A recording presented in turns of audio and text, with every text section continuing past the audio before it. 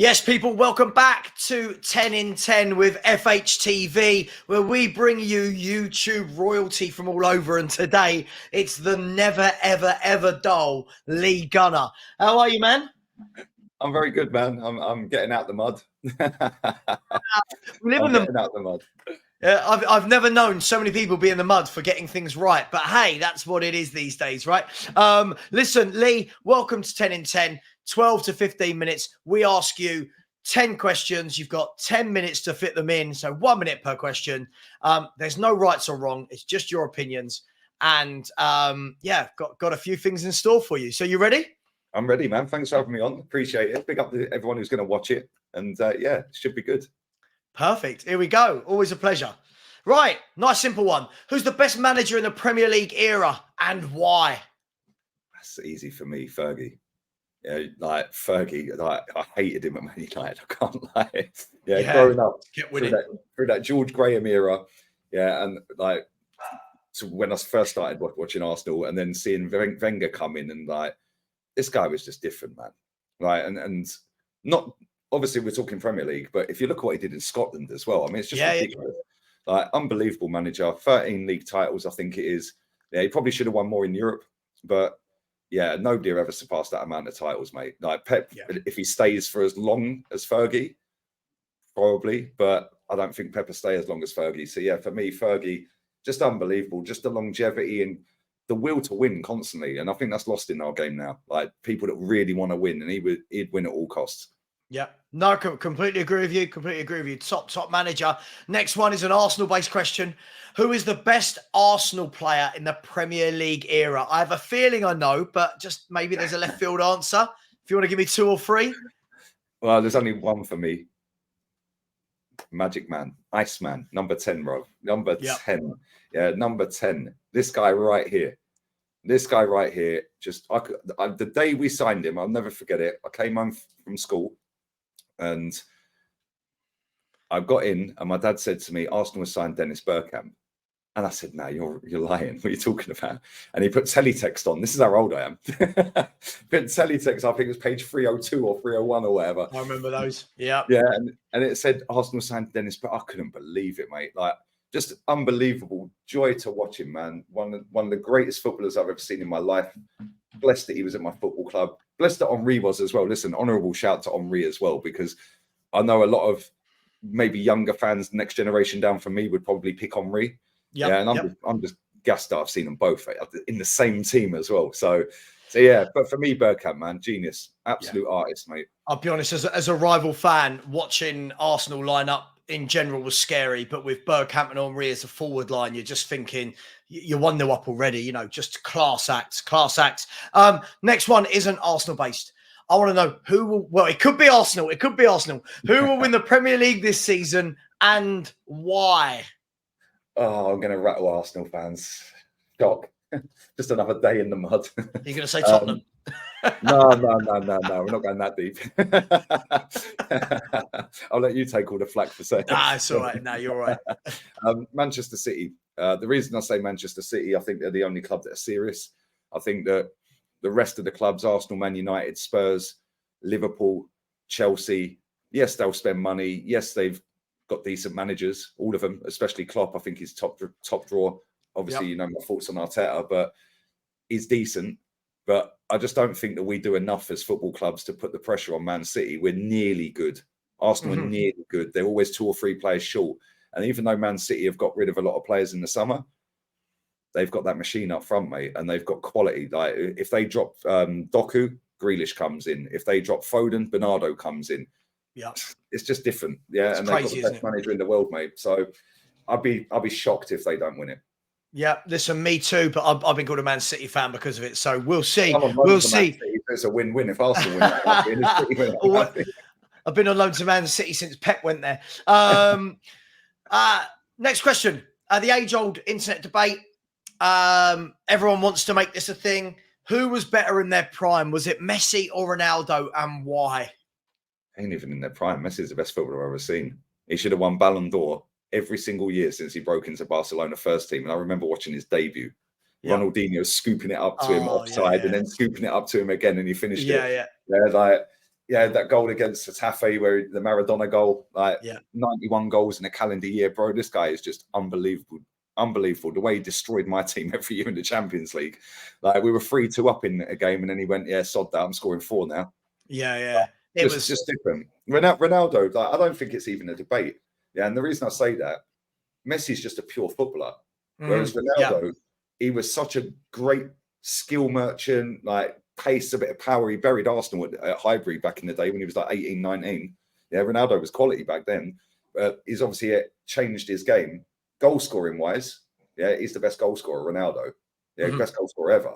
But if we're talking best player, he wipes the floor with any player I've ever seen, mate. Just an alien. I think that's the only word that people can use to describe Messi, isn't it? Absolutely. But we've had lots of various. So I've just seen a goal go in. If anyone wants to know what time this video was being recorded, it was as Bruno Fernandes has just whipped one in from about 20 yards for Man United. So I'm sure Rance will have a few things to say about that.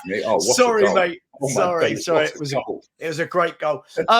Getting back to this, if you could get rid of one thing from football in 2023, what would it be? Now, we've had a lot of different answers, from stands to trolls to VAR to all of. What would you get rid of if you could? One thing.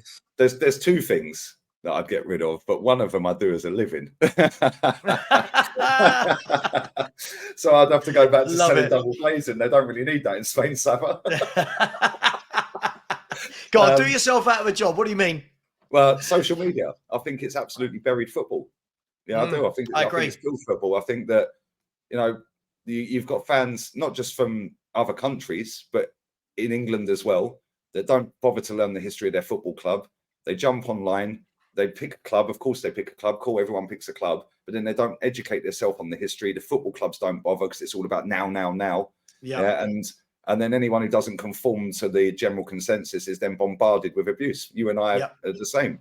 We get it every day. And I think that social media, if you took that out of the game and just went back to how it was when we were growing up, I think the game would be a lot better. But unfortunately, I do it for a living, so I can't get rid of that. So I hear you. I just have to say that. So I'd get rid of probably stats. I've had that one. We've had that answer a few times, actually. Stats from people. Yeah, I think. I see a stat. I think Trent got man of the match at the weekend against Doku. And I see stats. I don't know what yellow tick account it was, but it was a massive account. Doku carried the ball 432 meters in that game. He attempted this, like, get in the bin, mate. He was trash. Yeah, like he ran past Trent a couple of times and whipped aimless balls in. Like, come on, what are we doing here? So yeah, stats for me.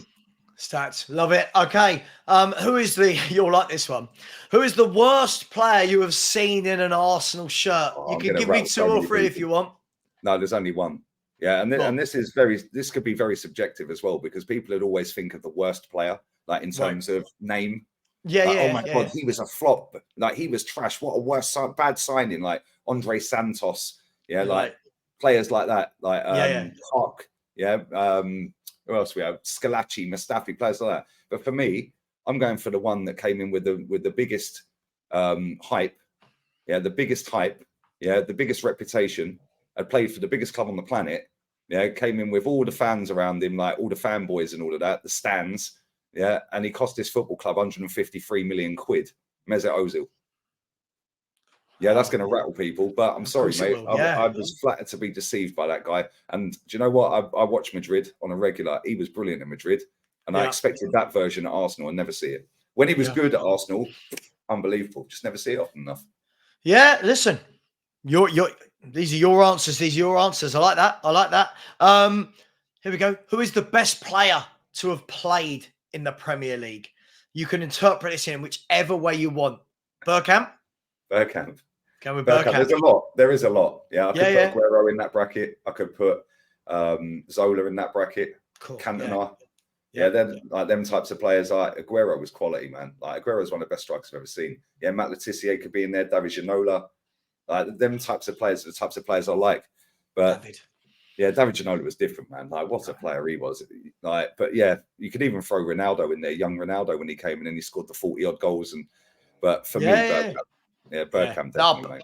Bergkamp was different. The players that you're mentioning there are, for me, the level that the younger fans now online think that players like Saka are now, and like Kulusevski, do you know what I mean? And Nunes, they're good footballers, but they're putting them at the levels of the players that you've just mentioned. But yeah, top players.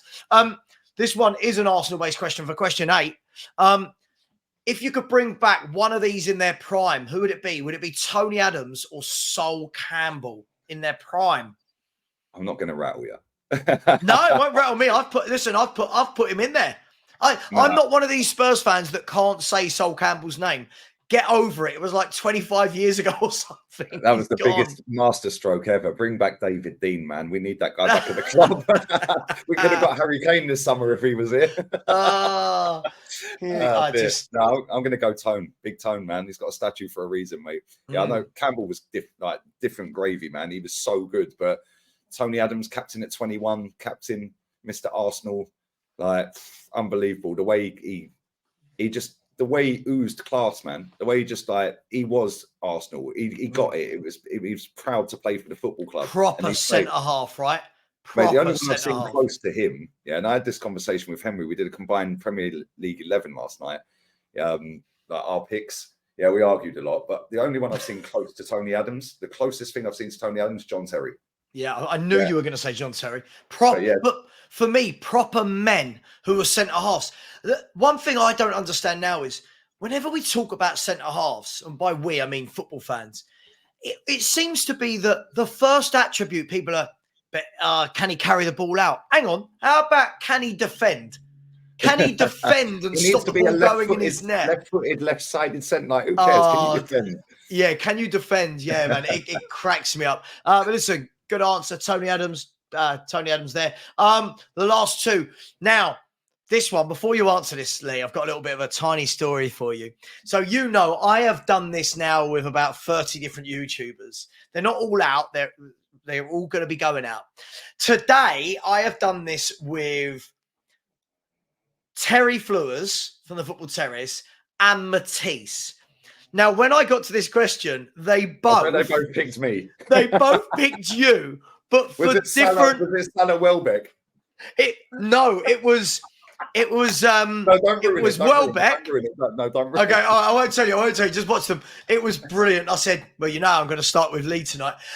So the worst football opinion you've heard, it could be from a player, a manager, a pundit, a YouTuber in the comments. The worst opinion you've heard. Mate, there's so many online. It's crazy, isn't it? Like every day you see different ones. Like, I've seen Saka's the best right winger in the world. Like Eddie Nketiah's the next Ian Wright. Martin Odegaard's the next Bergkamp. Yeah, the Croydon, De Bruyne, Smith Rowe. Like, I don't know. There's a lot. I mean, Rory Jennings has got to get an honourable shout. I keep mentioning him. But I also think he knew what he was doing. Listen, that's one of those things that you say, you become infamous. Do you know what I mean? Maybe. But to be fair, yeah, maybe he did believe it because that league's trash. Yeah, and they play a high line. I said Jadon Sancho would flop when he left that league. I said he'd flop. Yeah, of course, flop. So but Haaland's different. You watch him; he's different. True. Like then maybe you don't watch that league. I don't know. Maybe you don't watch it like other people. I don't know. What's the worst opinion I've heard? That's a tough one, man. Jamie O'Hara. I'm going Jamie O'Hara. Why can't Tottenham can win the league? good old Jamie. I'm just going to go with that just for the banter. Tottenham can win the league. Do you want to chuck in half the Spurs fan base with that? Unbelievable. Do you know there's what? So many. We could be here for hours. Oh, mate. Listen, to see some I've got loads, by the way. I've got shockers. So many that I could pick of my own as well. Listen, when you watch these, you watch what Matisse said about you and what Terry Flewers said about you. It was very funny. It was very funny. And funny you should mention what you just mentioned, Lee, because the last question is, what's your most controversial football opinion? Something that you truly believe, right? But that everyone else is going, oh, sharp, Lee, what are you talking about? But you're steadfast in your opinion. Like That's mine. One of my opinions. Like I'll tell you mine. Mine is that I think Romero's okay, but I don't think he's the player that every Spurs fan thinks he is. That's mine. What's yours? What are you going with? Every single one of my opinions is controversial according to our fan base, mate. So it could be any of them, just like any day, any view. Love it. that Mikel Arteta won't win us a title. That could be one. That Saka isn't world class. I don't even think that's controversial. Like these are basic facts, but people don't like facts; they like feelings, and they like stories and fairy tales. Feelings, So feelings. Like, I genuinely believe everything I say. Yeah, like people might think that's a joke and I'm lying, but I actually do. Like, I'd say probably the most controversial one in terms of the fan base not liking it is probably the Mesut Ozil being our worst ever player. Right. Yeah, I'd probably go with that as well, because this fan base, he had an adoring army of fans, mate. Yeah, and do you know what? The one thing I do regret, yeah, I was in the underground car park at the Emirates and the security stopped him.